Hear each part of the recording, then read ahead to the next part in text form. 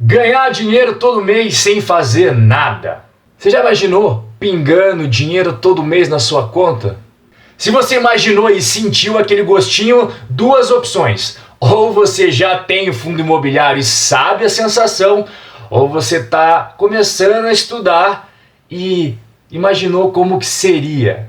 Agora deixa eu te perguntar uma coisa. Você já pensou em ser dono do maior fundo imobiliário de imóveis logísticos? Ele tem valor de mercado nada mais, nada menos que 1 bilhão e 300 milhões de reais. Ele também foi eleito pela revista Infomoney e pelo IBMEC, o Instituto IBMEC, como o segundo melhor fundo de 2019. Se você curtiu a ideia desse vídeo, já vai deixando aqui embaixo o seu like, que eu tenho certeza que você vai curtir demais o conteúdo de hoje. E aí, tudo bem com você? Eu sou o Rob Correia, seja muito bem-vindo aqui no meu canal. Sou investidor em ações, em fundos imobiliários, autor de um curso sobre investimentos e também autor do livro Investidor de Sucesso no Longo Prazo. Eu vou deixar o link aqui embaixo. Ah, Rob, eu gostaria muito de investir em fundos imobiliários, só que eu tenho pouco dinheiro. Isso não é mais desculpa. Os fundos imobiliários estão aí justamente para permitir que você possa investir em imóveis com pouco dinheiro. Eles permitem que você invista uma pequena quantia mensal para começar a construir a sua bola de neve de renda passiva até o momento em que vai chegar que essa bola de neve vai ficar incontrolável e vai despejar uma avalanche de renda passiva todo mês na sua conta. Viver de renda passiva é possível e os fundos imobiliários eles possibilitam para você um fluxo constante de renda passiva mensal. Além disso, tem um detalhe muito importante. Tem gente que só investe em renda fixa e quer fazer a transição para renda variável. Só que os fundos imobiliários, eles têm um negócio bem legal. Eles têm apenas 1/3 da volatilidade das ações. Você sabe o que isso significa? Significa que nessa transição entre renda fixa e renda variável, você vai se acostumando aos pouquinhos com a volatilidade. E os fundos imobiliários possibilitam isso para você. Só que nem tudo são flores, né? É preciso você entender no que você está investindo, conhecer os fundos imobiliários. Se você não sabe o que está fazendo, provavelmente seu dinheiro vai ralo abaixo. E é por isso que eu explico aqui no canal sobre quais são os imóveis que tem um fundo imobiliário, quais são os inquilinos, qual é o objetivo do fundo, quem é o gestor, quem é o administrador, quanto são as taxas de administração. Vou deixar inclusive aqui em cima o linkzinho para você conferir a playlist com outros vídeos de fundos imobiliários, beleza? Dá uma olhadinha lá. Bom, o HGLG é o fundo imobiliário que eu estou falando hoje aqui nesse vídeo e ele é o maior fundo imobiliário de imóveis logísticos em valor de mercado. Igual eu falei no começo do vídeo, é um valor de mercado de 1 bilhão e 300 milhões de reais. Hoje são mais de 58 mil cotistas. Quer saber como é que foi desde o momento do IPO do HGLG até agora? Então, olha, eu vou deixar aqui para você dar uma olhadinha a tela do Trade Map, mostrando como é que são as cotações do HGLG desde o comecinho até agora. E aí, o que você está achando? Chega de papo furado e vamos conhecer mais sobre o fundo agora mesmo.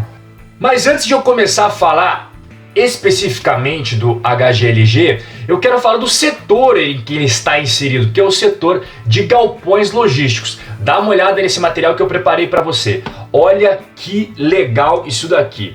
Então isso daqui é o ciclo dos imóveis logísticos, tá? Geralmente o ciclo demora de 1 ano e meio a 2 anos e meio. E aqui vocês estão vendo exatamente como que funciona o cronograma. Então, o primeiro passo é a prospecção e a aquisição dos terrenos e também os projetos e aprovações necessárias para fazer a obra. Isso demora mais ou menos de 9 a 12 meses. O segundo passo são as obras e o desembolso do financiamento para você fazer a obra, que demora ali de 6 a 12 meses também. E aí nós temos a entrega, que é o último passo, né? O início de ocupação, que geralmente demora em 3 meses. Aqui vocês estão vendo todo o ciclo, então vocês percebem que assim, o ciclo não é de um dia para o outro. Ele envolve mais ou menos ali 1 ano e meio a 2 anos e meio. Beleza, Rob, entendi já a questão do ciclo do setor que o HGLG está inserido, mas me conta um pouco mais agora sobre o HLG. Então vamos lá. O HGLG11 ele tem o objetivo de explorar imóveis logísticos e industriais, tá bom? Ele teve início em 2010, em junho de 2010, e ele é gerido o gestor dele é a Credit Suisse Hedging Grifo, e o administrador também é a Credit Suisse Hedging Grifo. Ela faz as duas funções e para isso ela cobra um valorzinho. Você sabe quanto que é? Atualmente, a taxa de administração do HGLG11 é de 0,6% ao ano sobre o valor de mercado. Alguns fundos cobram taxa de performance além da taxa de administração. Não é o caso deste daqui. Não tem taxa de performance nesse fundo. Um ponto bem importante de eu falar aqui é a estratégia de aquisição dos imóveis. Muitos investidores não têm ideia disso que eu vou falar agora.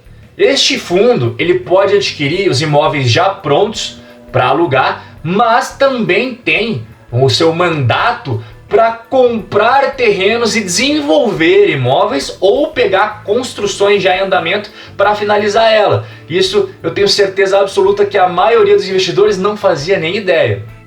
Me conta uma coisa, você está gostando do conteúdo de hoje? Então já vai amassando aqui embaixo esse like e aproveite esse momento também para se inscrever no canal apertando o sininho. Se você não apertar, o YouTube não vai informar que eu postei o conteúdo novo para você. Vamos falar mais aqui do HGLG11. Qual que é a área bruta alocável? Bom, eu preparei aqui uma colinha porque são muitos números e obviamente que eu não ia decorar tudo isso, tá? A área bruta alocável hoje é de 270 mil metros quadrados, então é uma área bem considerável, tá? Vacância física. A vacância física hoje é de 4%. E olha que dado interessante, se você pegar as regiões em que este fundo tem os imóveis, você vai chegar numa vacância física média de 22%.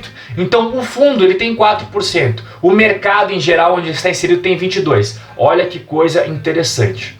Rob, mas o que é vacância física afinal de contas? Vacância física você pega toda a área locável que o fundo tem à disposição e vê quanto dessa área não está efetivamente alugada. Isso é vacância física. E a vacância financeira atual do fundo é 7,5%. Pera aí, Rob, quer dizer então que tem duas vacâncias? Tem a vacância física e a vacância financeira, que é o que eu vou explicar para você agora. Vacância financeira é quando você tem a receita potencial, ou seja, quanto que o fundo poderia ganhar se todos os seus imóveis estivessem alugados, em relação a quanto que atualmente ele está ganhando. Então essa é a grande diferença entre a vacância física e a vacância financeira. Bom, eu vou trazer aqui mais alguns dados que o pessoal sempre me pede para informar, também está na minha colinha, porque eu não vou ficar decorando tanto dado assim, né?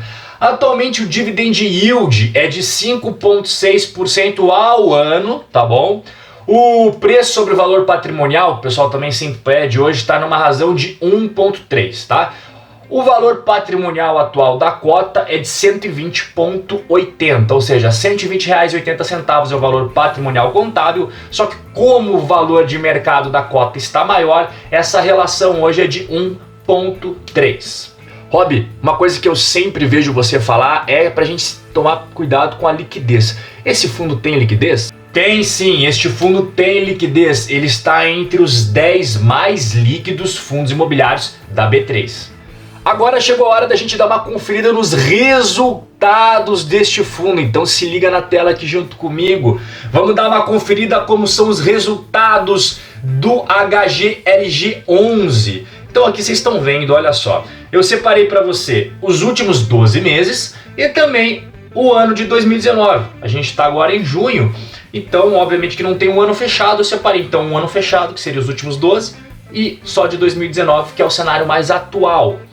Aqui na primeira linha são as receitas de locação. Então, nos últimos 12 meses, você pode ver que teve 48 milhões de reais de receita de locação. Rendimentos mobiliários.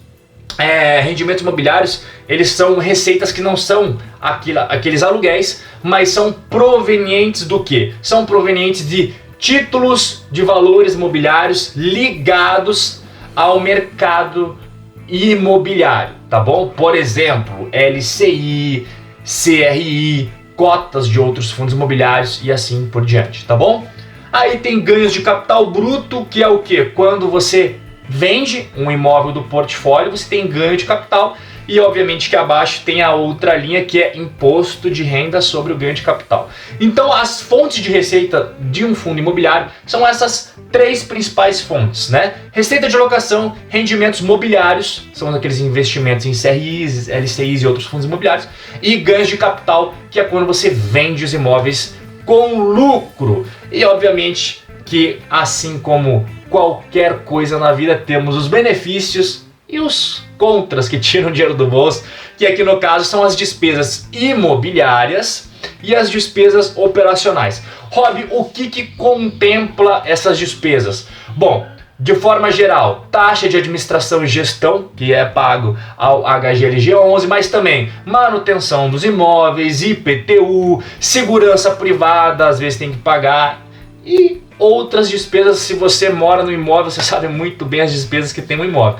Um fundo não é diferente. Só que a única diferença do fundo imobiliário para você é que tem também a taxa de gestão, a taxa de administração, no caso aqui do HGLG tá tudo junto. Às vezes tem também consultoria imobiliária, às vezes tem também advogados, contador, uma taxa da CVM, tudo isso está envolvido nessas despesas aqui, tá bom?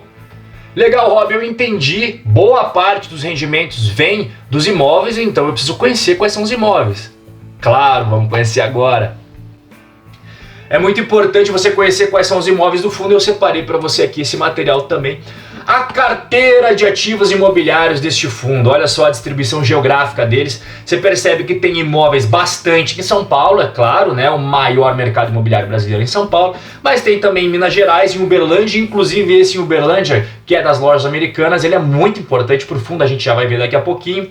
O outro imóvel que é muito importante para o fundo também, que não está no eixo Rio-São Paulo, está em Blumenau, que é o imóvel da Kremer. Daqui a pouco a gente vai ver também. Então aqui está a distribuição da carteira do fundo, né? Aonde os ativos imobiliários estão localizados nesse Brasilzão. A gente percebe que tem, claro, uma maior localização ali no estado de São Paulo, mas imóveis importantes estão em Minas Gerais e Santa Catarina. Legal, Rob, já vi que está bem diversificadinho, está bem distribuído. Fora do eixo Rio-São Paulo tem 2 imóveis importantes, mas quem são os inquilinos? Você falou lojas americanas e Kremer, quero saber mais, me conta. Então se liga aqui no materialzinho que eu preparei para você. Aqui à nossa esquerda são os inquilinos. Então os principais, né, que mais contribuem para o faturamento, que mais tem participação no fundo, lojas americanas e Kremer. Inclusive eu separei a imagem dos dois imóveis mais importantes para o fundo, igual vocês estão vendo aqui, ó, a flechinha indicando, né, lojas americanas e Kremer. Mas temos também, por exemplo, a Tetra Pak, nós temos a Gerdau, a Air Liquide e assim por diante. Mas é claro, né, os mais importantes hoje para o fundo são as lojas americanas e a Kremer, sem sombra de dúvida. Esses inquilinos são fundamentais, não que os outros não sejam importantes, mas esses daí são bem importantes para o fundo, tá bom? Você tá gostando? Você gosta aqui do meu conteúdo? Então tem um recadinho bem legal para você. Se você quiser, eu posso colocar você para receber mais conteúdos no e-mail. Além de você agora ter conteúdos no Instagram e no YouTube, você pode receber. Como é que eu faço, Rob? Simples. Manda um direct pro meu Instagram, você tá vendo ali aqui em cima. E aí você fala lá no direct, Rob, me coloca na lista. Pronto, é só fazer isso que você vai estar recebendo conteúdo 100% gratuito no seu e-mail. Todo mundo que investe em fundos imobiliários quer saber do quê? Money! E aí é isso que eu separei para você. Vamos dar uma conferida nos rendimentos, quanto que esse fundo tem pago, quanto que ele tem distribuído para os investidores ao longo do tempo. Se liga aqui no conteúdo. Esse vídeo tá cheio de conteúdo. Se você ainda não instalou o like, meu amigo, vou ficar muito chateado com você. Aqui é os últimos 12 meses de distribuição de rendimentos por cota. Eu sei que ficou pequenininho, você me desculpe, mas não se preocupe que eu vou falar para você. Então, até maio de 2018, o fundo distribuiu 87 centavos por cota. A partir de junho de 2018 até agora, ele está distribuindo 75 centavos por cota, tá? E embaixo eu coloquei, só para você fazer uma comparação, a questão da diminuição da vacância física e financeira nos últimos 12 meses. Isso é muito importante para o cotista saber. Então, em cima a gente está vendo os rendimentos distribuídos, tá? E embaixo, a diminuição da vacância física e da vacância financeira nos últimos 12 meses.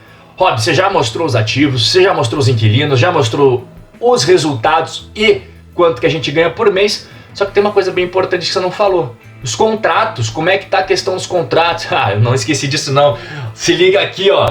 Aqui vocês estão vendo os vencimentos dos contratos. E olha que informação bacana, em 2019 não tem nenhum contrato vencendo. Os vencimentos tem poucos acontecendo ano que vem, em 2020. Pouquinhos também em 2021. E os vencimentos mais pesados dos contratos, eles começam, né, em 2022 para cima. Então, nesse ano de 2019, nenhum contrato tem seu vencimento programado. Informação bem importante. Beleza, Rob, entendi, mas tá faltando uma informação. Qual que é a função, afinal, do Credit Suisse como gestor e administrador desse fundo? Também ele exerce as duas funções. O que ele tem para entregar para o cotista? Número 1, mitigar o risco da carteira. Número 2, renegociação dos contratos e também arrumar novos contratos para diminuir a vacância do fundo. Número 3, readequação de alguns imóveis do fundo e manutenção e reparos de outros. Número 4, gestão ativa do portfólio. É fazer compra e venda quando ele acredita que um imóvel ele está sobrevalorizado e pegar esse dinheiro e colocar em outro que ele acha que tem um upside, um potencial de upside maior. E o quinto ponto, adquirir ativos com uma boa perspectiva de risco e retorno. Essas são as principais funções deste gestor como o responsável do HGLG 11. Chegamos ao fim do vídeo de hoje, espero que você tenha gostado. Se você curtiu e ainda não instalou o like, aqui ó, instala o likezinho agora mesmo. Ah, eu vou deixar aqui 2 playlists para você, está com muito conteúdo, tem muito mais conteúdo gratuito para você aqui no canal. Espero que você tenha gostado de hoje, eu vejo você no nosso próximo encontro. Um forte abraço e até a próxima!